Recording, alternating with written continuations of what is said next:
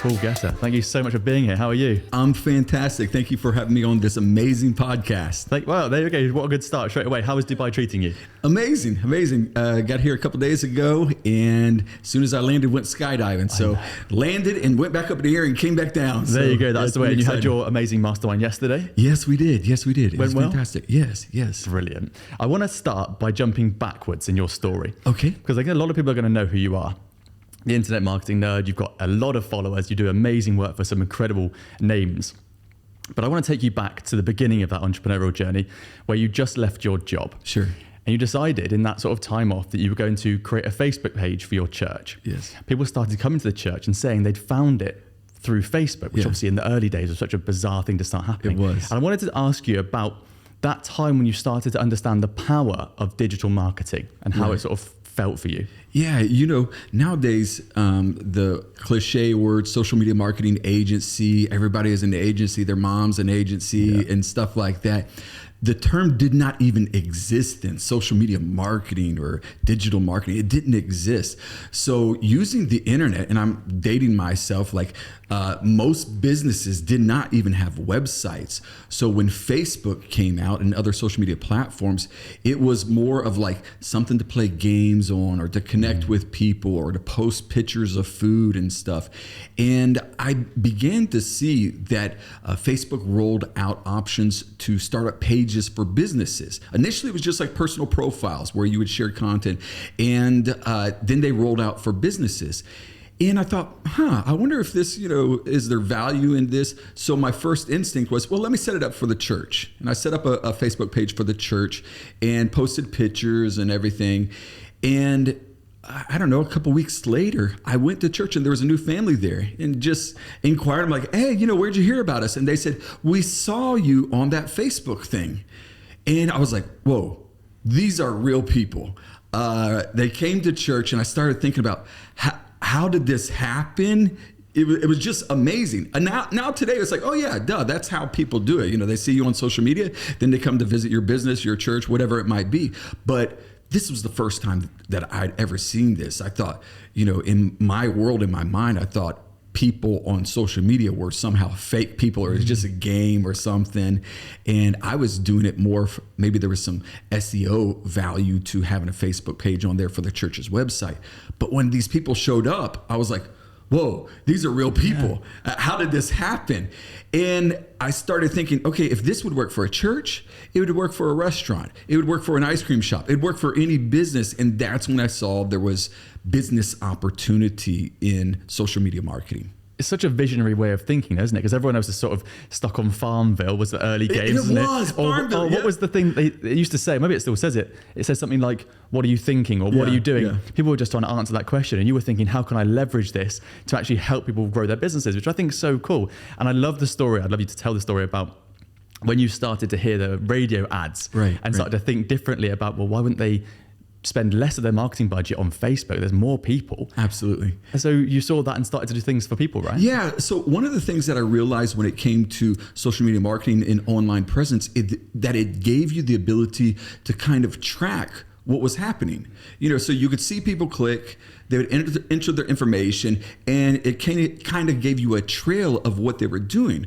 When it came to a radio ad, for example, and it was very popular back in the days, people would do radio ads, large budgets, in newspaper, phone books. Anyways, I found myself listening to the radio and I heard this ad that would come on 2 or 3 times a day of, I think it was a financial consultant. And I was like, this ad, and it was a minute long ad. And so I called up the radio and I said, how much does it cost for a 1-minute spot on this station? And it was like $2,000 or something. And I thought, this guy is doing this at least 3 times a day. I went to his website, saw his website was a mess. There was nothing that was done right. So I began to reach out to this guy, to the CEO of the company. And I said, hey, have you ever tried social media marketing? And of course, again, telling a business today, they're like, oh yeah, we do social media marketing. But back then it was a new thought. It was like, no, that's a waste of money. Why would I do that? So he was very, just brushed me off. No, we don't do that. We're doing fine on radio and stuff. But I realized if I could get this guy as a client, number one, he had a large budget. He's spending $6,000 at least a day on the radio. So I knew that I could do a lot more with that money than what he was getting on radio. So what I did is I went to his personal profile and I found a picture of him at Disney World. And he was wearing this goofy hat and stuff. And so I took that picture of him and I set up an ad and I put his name on it. I think his name was Brett. And I said, hey, Brett, this is Paul. I want to talk to you about social media marketing. And I said, send me a message. And I set up an ad. And what I was able to do is I could see where he lived on his Facebook profile. I could see where he lived, his age, his marital status, his interests. And I created an ad that when he went on Facebook, the first thing that pops up on his timeline is this ad that follows him around.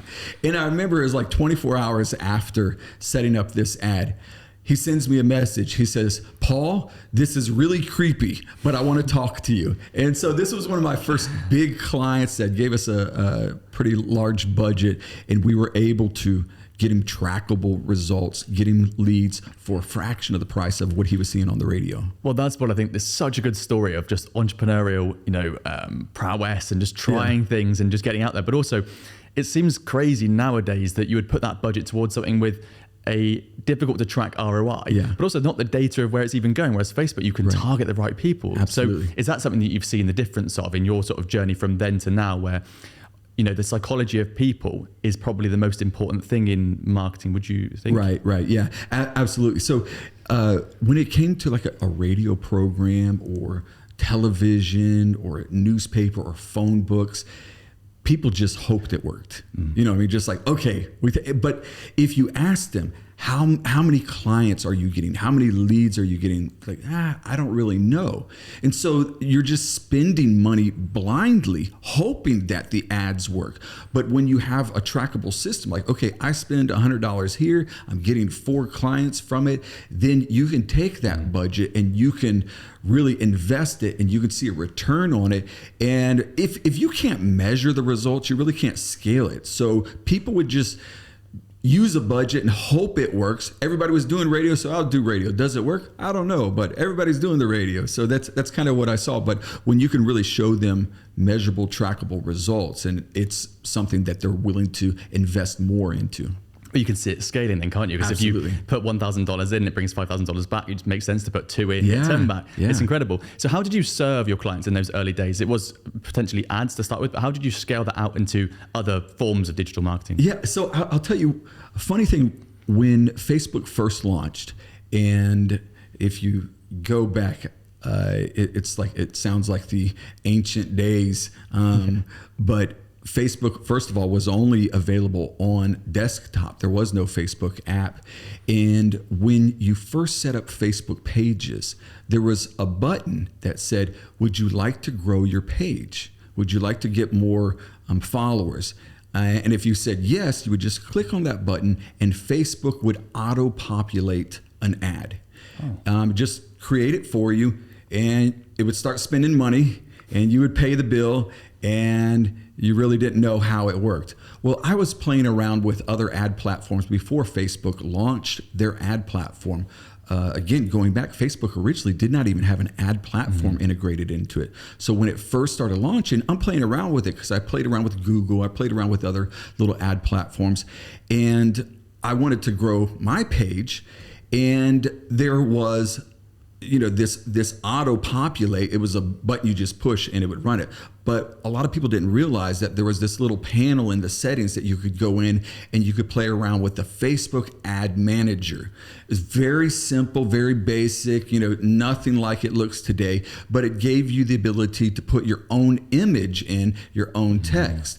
When Facebook would make the image for you, the ad for you. It would just, you click the button and it'd pull your profile picture and some random text off your profile. And so it was not really an ad. It was just like an auto-populated ad. But when you went into the ad manager, you could use your own pictures that you create, your own text, your own call to actions. So I started playing around with that, and I was able to get amazing results compared to the Facebook auto-populated ad. And so what I would do is I would scroll through Facebook and I would see one of those ugly auto-populated ads that someone did. And I would click on it and I'd go to the profile and I would send the person a message. I say, hey, I see you're playing around with the Facebook ads growing your following. How's that going? And again, people just clicking that button, hoping to get some followers and stuff. And they would say, oh, it's going great. You know, we're growing our page, trying to get more business and stuff. And then I would say, if you don't mind me asking, what type of results are you getting? And they're like, oh, you know, I'm spending about $20 a day and getting 20 followers. I'm like, oh man, that's awesome. I said, what if I told you I could get you better results, that I could get you 200 followers for $20? Would you let me do it for you? And they're like, oh, no, it's not possible, you know, and they felt like this is kind of a scam or something. So I'd say, let me do it for 2 days for free. I won't charge you anything. And if I get you better results, you hire me. Well, I knew in testing the ads platform that I could get followers for a penny. Wow. Okay. They're spending $1 to get one follower. I could spend 1 penny and get a follower. So I could spend $2, get them 200 followers, and then I have $18 as my profit. And so I would do that for a couple of days, and they're like, I'm blown away. These are better followers. Yeah. These are, 10 times more of what I'm spending. So they would hire me. So I would spend $2 of their budget, keep $18. So next thing you know, I got a couple clients, and then businesses. Big businesses started reaching out to me saying, hey, I heard you grew this page. I heard you did this. Can you help me? I had movie companies reaching out to me. I had, famous people start talking about it. And so next thing you know, it's me and one of my friends were doing this, and it quickly went from like little side hustle to making 6 figures helping people grow their Facebook page. That's awesome. So what do you think that you saw early on in terms of a way that you construct an ad that was different? Because nowadays, you get absolutely perfect ads where they've been filmed in 4K and they're scripted, but you also get the ugly ads which still perform well, depending on what's going on, maybe a bit of personal branding in there. What do you think you spotted early on that made you have that return on ad spend that was so much better than people? So to give you an example, the auto-populated ad that Facebook would make, when you would set up a Facebook page, you would put your profile picture and then your header picture in there, and then you'd put the name of your page. And then the ad would populate with those images and that text. And then there would be a little button that would say, like our page beside the ad. So that was the auto-populated ad. Well, there was no real, people didn't even understand what it meant. So what I would do is I would take an image. Let's say the company was about cars. I would take a picture of a really nice car, and I would say, I love cars. And a picture of a car, and then it would say, click like if you like cars. And so there was a firm call to action. And so I had this, it was a simple ad, whatever, like if it was a cat page, because people would build pages based on their hobbies or something, or I love entrepreneurs, or whatever it is. It was just a heart, and whatever I would want to target. And then the call to action was, do you love cars? Click like now. And it would just get much better results. And I knew how to target the interest and stuff. Again, I don't think Facebook's auto-populated ad would do any real targeting. So I would go into target. It got to the point where I'm doing so many different pages and companies and stuff like that. Facebook reaches out to me and they said, hey, we see you're spending a lot of money on the Facebook ad platform. Would you be really willing to be a beta tester for us? I'm like, yeah. And they said, we'll give you ad spend, and then you just have a call with us and report to us what type of results you're getting. I'm like, wow, sounds good to me. And so initially it started out like they give me $1,000. which I'm like, oh, they're giving me free money to test ads. I'd use it on my clients and stuff. And then I'd give them a call once a week or something. And then it'd be like $10,000, $20,000. I remember getting on a call with Facebook, and the guy is talking to me. He's like, hey man, can you hold on for just a minute? I'm like, yeah. And then he calls the guy over. He's like, no way. Look at this. No way. He's like, I'm sorry. We have never seen somebody spend so much on Facebook ads. And so I was like, at that moment, I'm like, okay, I'm like, Facebook reps are surprised how much money I'm spending. So I realized there was probably only a small amount of people that were doing stuff on Facebook ads then. And what year was that when that started happening? Oh, I don't remember. It's probably 2008, 2009, early, something so like it's that. just started really, hasn't it? Yeah. It's so cool to hear sort of the stuff that is sort of still a lot of people don't understand now, but you're doing it 10, 15 years ago. It's it so may cool. have even been earlier than that. I'd have to look back, but it was, again, there was a time when Facebook had no ad platform at all. Then there was a time when they had ads and you could do any type of ad. I mean, there was like, it was wild, wild west. There was all kinds of crazy ads going on Facebook. And then it was like, they clamped it down, and anytime you tried to do anything, your ad account would get shut down, or you'd have to call up Facebook and talk to them and stuff. And so we saw the pendulum swing back and forth several times. That's so interesting. You've been at the sort of the forefront the entire way through the journey so far. What I think is really interesting about you and is doing the research on you was incredibly fun, because you've worked with some really cool people. You've done some incredibly cool stuff, and I'll put the list below if people want to see, because your website is a storytelling masterclass, in my opinion. It's so easy to fall into the sort of the story of Paul, and you can watch stuff, you can read stuff, and it all comes across so nicely. And you can see why people would want to work with you, from movies to celebrities. It becomes very, you talk about yourself as a friend first and a mentor, a business person second. My question is, how has the social media landscape changed? What are the biggest differences? Because obviously you've been at the forefront. You've worked with these different companies, people. How has it changed? Not in just the platforms, but how you have to use it to still, be ahead of the rest. Yeah. Well, I think a lot of times, how can I say it? There was a certain innocence in social media at the beginning, because people were just trying to figure it out and stuff. And, businesses were using it for a sincere reason. It was like, okay, we just want to get clients. It was like, this is the new radio. This is the new television. And then I remember there was like this large influx of everybody trying to just make money off it, see it as an opportunity to make money. And, I have nothing against that, but sometimes that brings in a different side of the market of people that are maybe doing stuff insincere and not with people's best interest. So I saw stuff like that happen, and a lot of scams. And there was like waves of scams that would come through and things like that. And I think now it's more evolving into people have learned a lot from social media. There was a phase where it was just purely entertainment. There's a lot of games on social media. We talked about it earlier, where it's like Facebook was Gameville and like all these weird games and stuff. And I remember when I first got on, I'm like, I don't have time for this. It's just a bunch of games. Do a quiz to see which Friends character you were. That's exactly. So a lot of these weird little apps and stuff.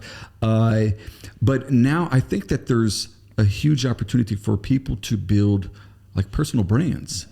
What would have taken an individual a lifetime to do on television, radio. I remember when I was a kid, I used to want to be a radio DJ. It was like, that was the way, if you wanted to become popular in the communities, a radio DJ, that was like the celebrity in the community. I'm like, I want to be a radio DJ. People always told me, oh, you have a voice like a DJ. You need to do that. So I thought I'd do that. But now social media has put that power into individuals' hands, that you can create your own radio, like right here. This is today's modern radio program. It's a podcast, your own television show through YouTube. And so now it gives people the power to build their own personal brand, their own community, their own ability to impact individuals. So I really like that. I think harnessed in the right way, there's a lot of benefit for it. I think you're completely right. I think communities and building movements around businesses is what people, maybe it's even post-COVID, people are so much more into health being one thing, but also just being around someone. And that's why I think personal brand's so much connecting, exactly. Yeah. And you've worked with Ty Lopez as well, right? So he talks about personal branding all the time.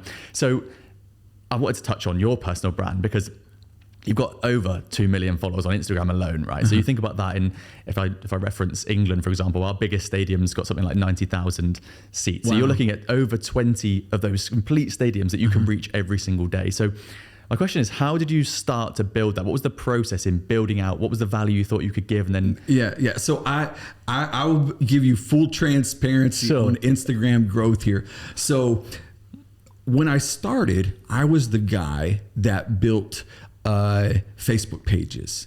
And that's what I was known for. You know, I helped individuals, very well known individuals, go from just a handful of followers on Facebook to literally millions of followers. Wow. And it was through that process of doing Facebook ads and proper content and everything like that. So we was able to take, you know, individuals that many people would know that just had 100,000 followers to 6 months later, they have 6 million followers.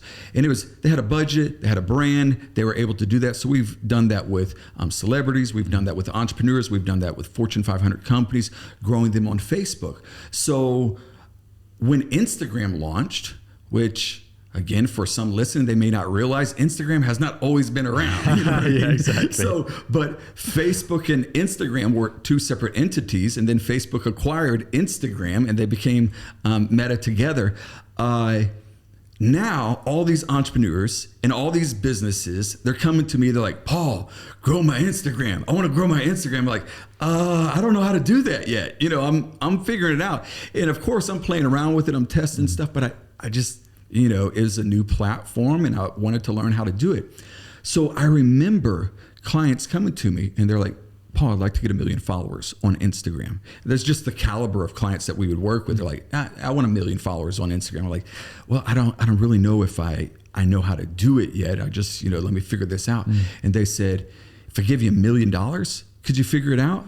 I'm like, and I'm just trying to be like, that's a huge, but you know, if someone gives you $1 million and you still can't figure it out, then you got $1 million problem. You know, you know what I mean? So then he said, if I give you $2 million, could you figure it out? At that point, I'm like, I think I could probably figure it out. And so with a budget like that, for someone to say, get me 1 million followers, I've got $2 million for you to budget work on this.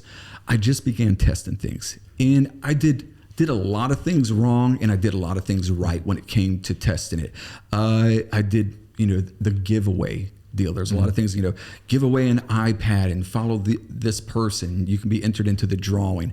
Yeah, you get followers, but maybe the quality of followers is not good.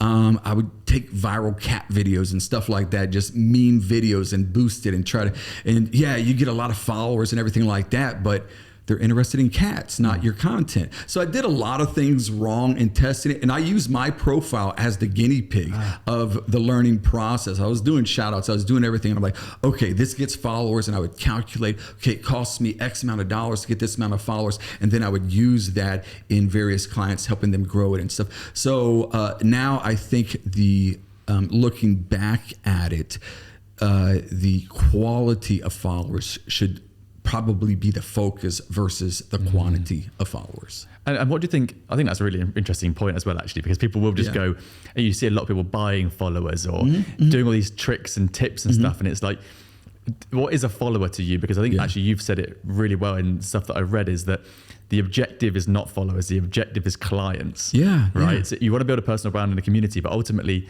followers don't mean anything unless you can convert them. And so, for example, even if you wanted to be a creator and have 1 million followers and then do brand deals, if you can't show that they're going to at least buy something, there's no point in doing it. So my question really is,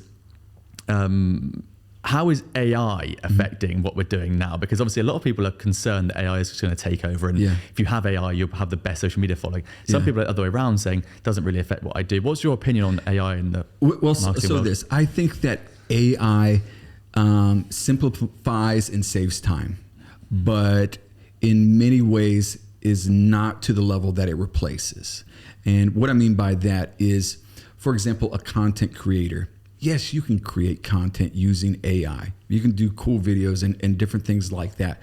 But the personal touch that a person with a heart soul has cannot yet be replaced. I say yet. I don't know if it ever will be. I hope not. But I think that there's this unspoken feeling that when people find out that the content has been created by AI, there's a disconnect. I have a friend that despises ChatGPT. Like he's like, oh, AI is the devil, stay away from it and everything. That's just his, his gut feeling about it. He just, he's being antagonistic about it. And I'm always like, man, you can use it and everything. Like, no, I'll never use it. No, I won't touch it. And so I posted some content on my profile, and he sent me a message on WhatsApp. He said, bro, that's some fire content. I really like it.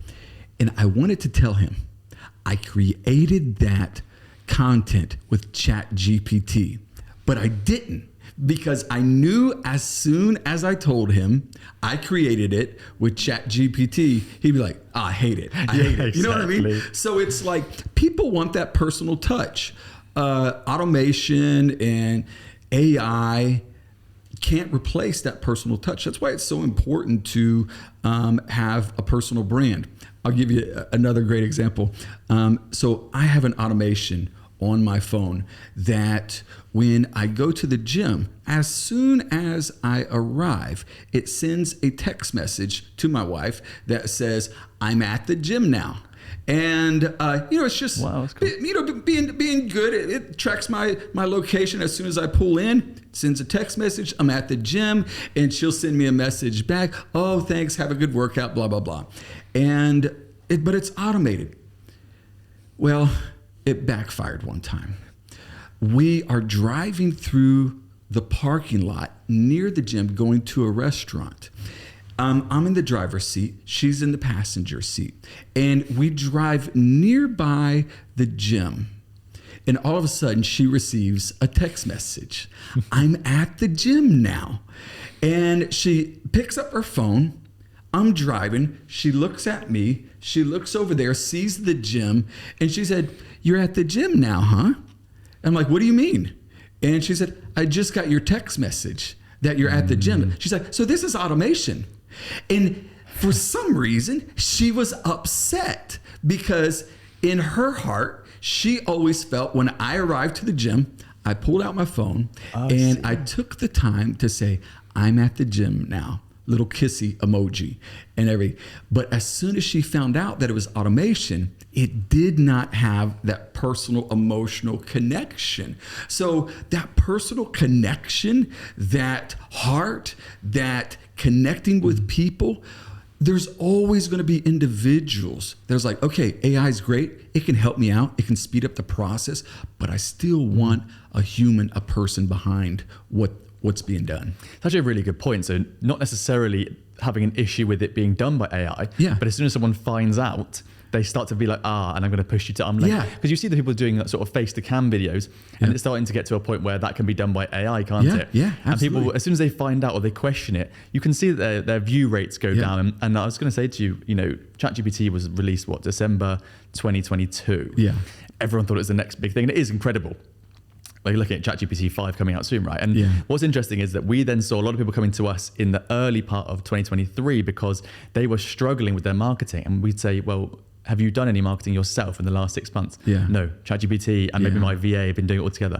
And you sort of come full circle where you say, like you said earlier, is there connection there, authenticity, relatability? No, because someone's been doing it for me. And I think that's really interesting. And it sort of leads on to my next question, which is about people being obsessed with virality and like, how can I create something with AI or not with AI that goes viral? Because if I go viral, I'm going to get all these followers and then it's going to be, a massive thing for me. So how important is in a campaign having stuff that's going to go viral for you and your clients? Well, so this is what I feel.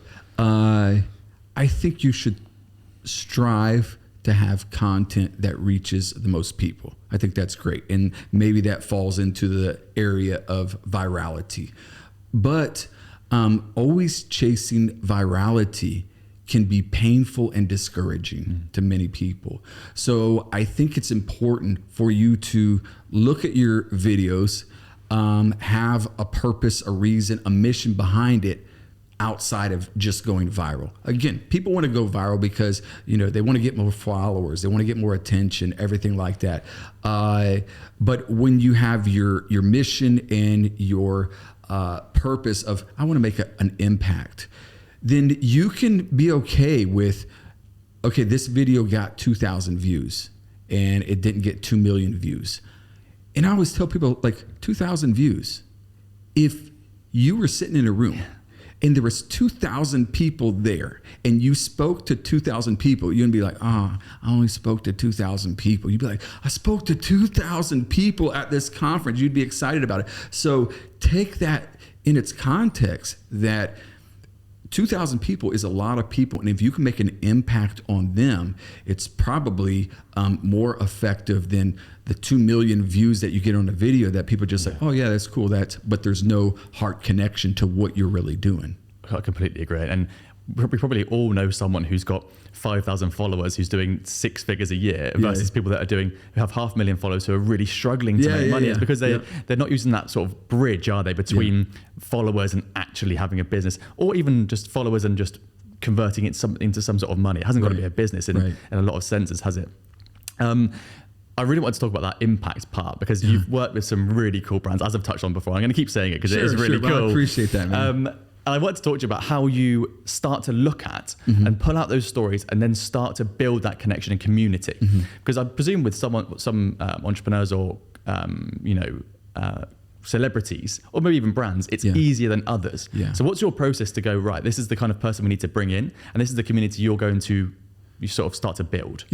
So I think, just looking at some of the people that I've worked at, they're very different in many ways. Like, you got Ty Lopez, who is, this laid back 4-hour work week type guy. And then you got Grant Cardone, that if you're not working 50 hours a week, you're a lazy bum. And so they've got two different brands and who they are and everything like that. And then you got individuals like Bob Proctor that are just, legends, genius, law of attraction guy. And so people of different directions. I think one of the things that you do is when someone is coming online is you try to find those attributes, those personality traits that shine bright in person and then amplify and focus on that. And oftentimes that comes across as very polarizing. And one of the dangers that people can make is trying to get everybody to like them. Because when you try to get everybody to like you, to connect with you, you end up really not connecting to anybody. And I even probably made that mistake myself because I was like, try to tone this down. You'll see on my content, I share a lot about my faith, superheroes, Marvel and stuff like that. Initially, I was more of like just bland and like tone this down and, be more businessy and everything like that because I was concerned like, okay, well, maybe people won't take me serious or maybe people won't want to work with me because of my faith or something like that. And then I just had to embrace who I am. This is who I am. And if people don't connect with me on that, then that's okay. I'm not for everybody. And so that's what you do is you take these individuals, they have these traits, they have these characteristics, they have these lifestyles, and let that shine. And you get people that are really passionate because they see that and you do it in such a bold way that they're like, they might like it a little bit, but because you do it boldly, they're attracted to it, they connect with you. And on the other side of that, you're going to have haters because you are very bold in that side, those attributes, those characteristics, that you'll have haters. So that starts to build this character, this persona, this personal brand that is very magnetic to communities. I think that is such a good bit of advice for anyone listening who hasn't built that personal brand yet. Just to what you said was to amplify what you basically already are. Yeah. So if Grant Cardone had come in and sort of said, I want to come across as the nicest guy in the world, I'm really laid back, it wouldn't work. Equally, if you'd have walked in the door today and been a horrible bloke, I'd be like, that doesn't make sense, but you're the nicest guy in the world. So, do you know what I mean? It makes sense. Wait till this podcast is over. It's going to come out. Exactly. And actually, one of the best bits of advice we were told when we first started started out on our entrepreneurial journey was just expect that if you walk into a room, half the people are going to not like you. Yeah. And, a percentage are going to hate you. Most are going to not like you. Some are going to like you.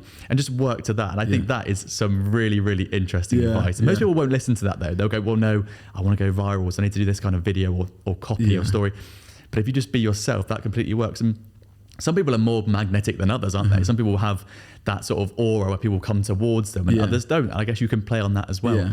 What I wanted to touch on was to sort of come around to the ad spend sort of side, because you're in the top 1% of ad spenders globally ever on Facebook, which is... That was a statistic given to me a few years ago. Yeah. I'm sure it probably stands true, but there's a lot of people doing big stuff too. We'll get Mark on the phone and see what he is. Well, that's smart. Yeah. Exactly. Yeah.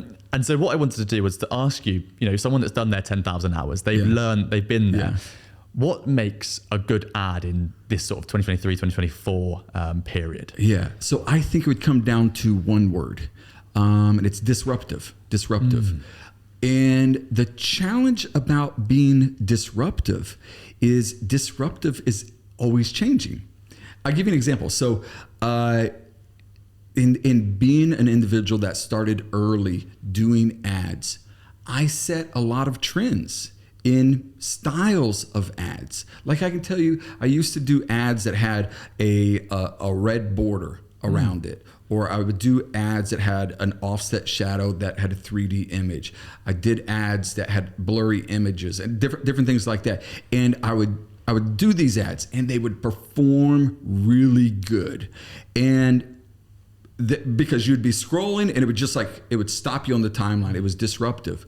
Well, other marketers would see that like, oh man, that works. That's good. And so they would start doing it. And then next thing you know, you got everybody with ads with a red border around it, and it's no longer disruptive. So I have to change things up. And so you're always kind of chasing that disruptive ad, figuring out what works, what will cause people to stop the scroll. So I think that's probably one of the biggest things, is something that is disruptive with videos, having something created that will stop people within the first 1 or 2 seconds of the scroll. So it's disruptive.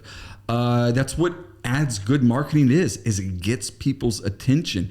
And with a world where people's attention span is so short, you have to do something to catch people's attention so quickly. So once you get that disruptive ad, then it is about proper messaging. It's about properly connecting with the community, proper targeting, everything like that. But if it's not disruptive, you're going to miss a lot of people.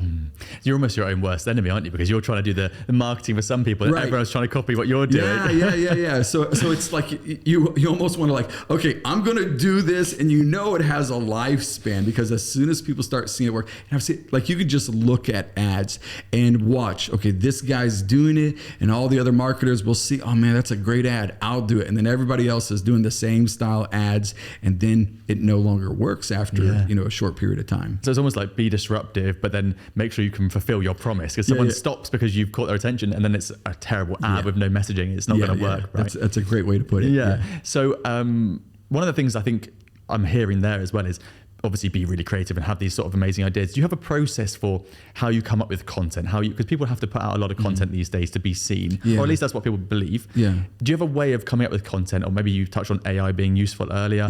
If you talk to a client or some of your people that are in your courses or your cohorts, what's a way that they can sort of batch ideas or make sure they're on the right path? Because I think it's when some people look at, I'm going to make content, they might be creative for the first few times and they start to lose it. They start to lose their way. How does someone overcome that? Well, I think what you have to tell yourself is everything is content, especially when it comes to building a personal brand.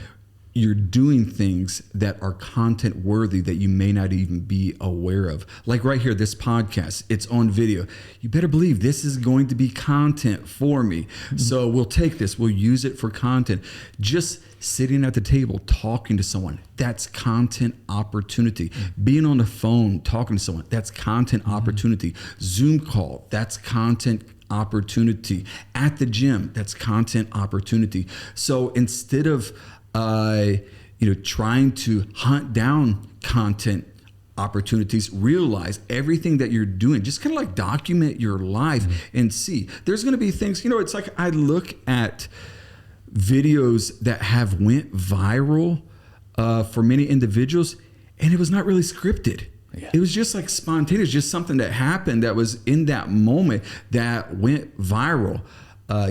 Gary Vee's video, there was a video, he was talking about blueberries or something like that. And it got millions of views because who knew there was a large blueberry community or something like that. People were like, oh, I love blueberries too.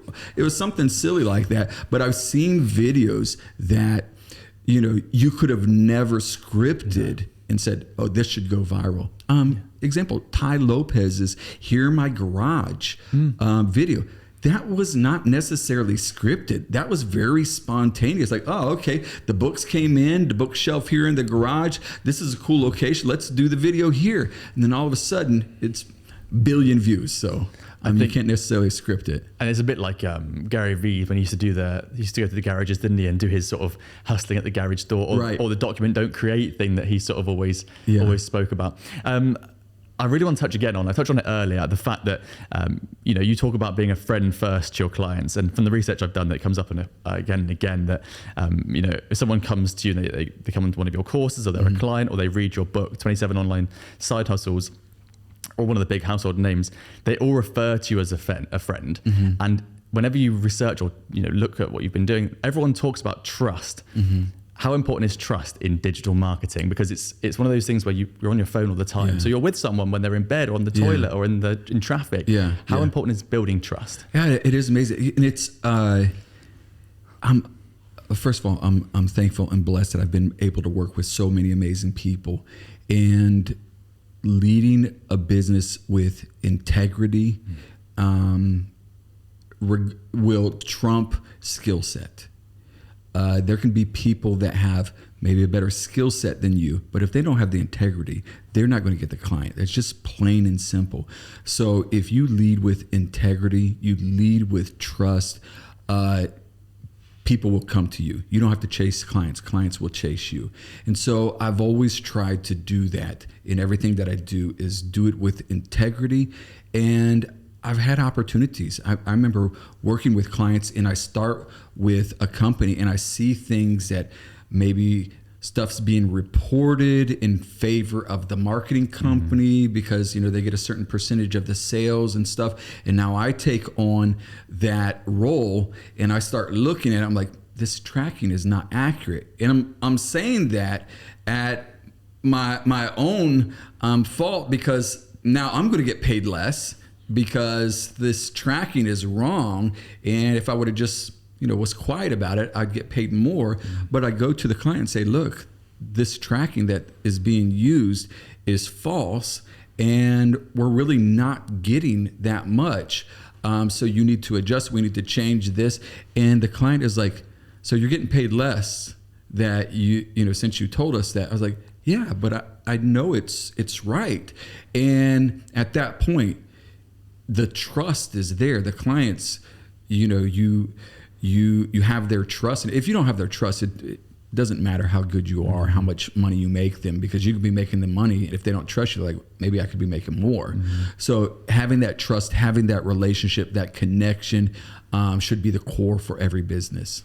I love it. I think integrity is so important, because it goes back to what you said earlier, really. This conversation for me has been a lot around connection, because if you haven't got integrity, it's really hard to fake it. Of course. And you're going to do you cannot fake sincerity and integrity. No, people will try, but it won't work, will it? Right. And I think that's really interesting, because the point I want to make is that I used to do a lot of work in the US in my previous job, and marketing in the US is very different to how I've seen it in the UK and here in the UAE, because in the UK and here, it's sort of seen as a bit more, it's one of the functions of the business. It's a bit more sleazy. We shouldn't lead with marketing. Whereas in the US, it's like the marketer is the king, because if they can get the people in the door and then the sales team can close them, that is how a business functions. Is that something that you see when you work with global clients, the different impacts or ways people perceive marketing? Yeah. Well, so for me, I don't go into what their perceptions are. I just go into what I know is right and what should be done. So I am very results driven. So it's like, I don't feel comfortable working with a person that I'm not getting results for. That makes me look bad.